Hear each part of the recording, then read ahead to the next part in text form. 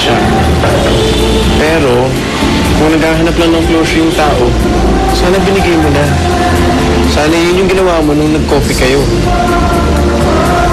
Dapat sinettle nyo na yung mga issues ninyo para makapag-move on na kayo sa buhay ninyo. Dave, yun na nga eh. Diba? Naisawa na ako, may boyfriend na siya. Diba sana na nahimik na lang siya katulad ng ginagawa ko.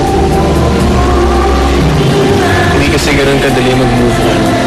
Moving on is an everyday process. Katulad ng ginawa ko nung nag-decide ako kalimutan ka na.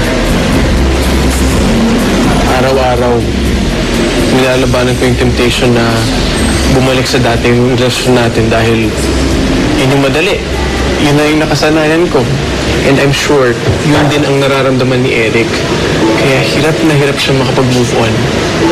Ano kailangan nyo? Kailangan nyo ay closure. Para matuldukan ng maayos ang nakaraan ninyo. Otherwise, hindi talaga titigil si Eric sa ginagawa niya. Bakit naman hindi pwede, Eric? Marami ka bang projects na inaasikaso ngayon? Eric, let's ko na ang availability mo. Aside ng Gomez at Trinidad House, wala ka pa nang ibang gagawin, di ba? So walang dahilan para tanggihan mo ang project na to. Good! Boss, marami namang mas magagaling dyan sa akin na iba eh. I don't think so. Kaya nga ikaw na-refer kay